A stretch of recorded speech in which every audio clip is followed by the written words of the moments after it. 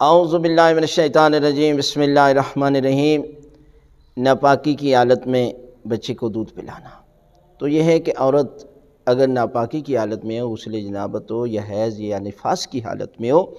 تو وہ اپنے بچے کو دودھ پلا سکتی ہے، کوئی حرج نہیں ہے، اس لیے کہ یہ کوئی وہ نجاست نہیں ہے کہ جس نجاست کو آپ کہتے ہیں۔ حکم تو یہ ہے کہ انسان کو جلدی جو ہے وہ پاک ہونا چاہیے، یعنی عورت کو بھی جلدی پاک ہونا چاہیے، غسل کرے، اور مرد کو بھی جلدی جو ہے وہ غسل کرنا چاہیے۔ لیکن عورت کے لیے جو ہے وہ اپنے بچے کو اس نے دودھ پلانا ہے، دودھ جو ہے وہ آپ پلا سکتی ہیں، کوئی اس میں ممانعت نہیں ہے۔ لیکن اگر پاکی کی حالت میں آپ دودھ پلائیں گی تو اس کے اثرات جو ہے وہ بچے کی روحانیت پر پڑیں گے، اس لیے کہ جتنا والدین پاک اور صاف ہو کر جب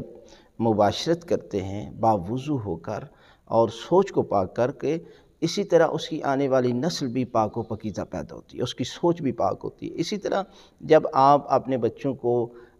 پاک ہو کر باوضو ہو کر دودھ پلائیں گی تو یقیناً اس کا اثر ان کی شخصیت پر پڑے گا۔ لیکن اگر مجبوری کی حالت میں جو ہے وہ بچے کو دودھ پلانا پڑ جائے تو اس میں کوئی حرج بھی نہیں ہے۔ اعوذ باللہ من الشیطان الرجیم، بسم اللہ الرحمن الرحیم۔ ناپاکی کی حالت میں بچے کو دودھ پلانا تو یہ ہے کہ عورت اگر ناپاکی کی حالت میں ہو، غسل جنابت ہو یا حیض یا نفاس کی حالت میں ہو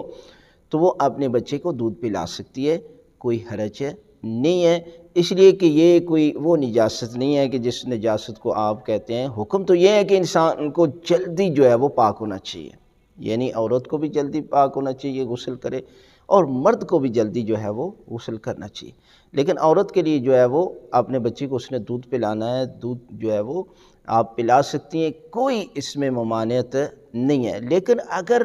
پاکی کی حالت میں آپ دودھ پلائیں گی تو اس کے اثرات جو ہے وہ بچے کی روحانیت پر پڑیں گے، اس لیے کہ جتنا والدین پاک اور صاف ہو کر جب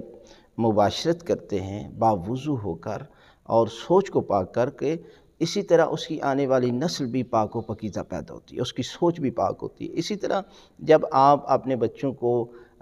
پاک ہو کر باوضو ہو کر دودھ پلائیں گی تو یقیناً اس کا اثر ان کی شخصیت پر پڑے گا۔ لیکن اگر مجبوری کی حالت میں جو ہے وہ بچے کو دودھ پلانا پڑ جائے تو اس میں کوئی حرج بھی نہیں ہے۔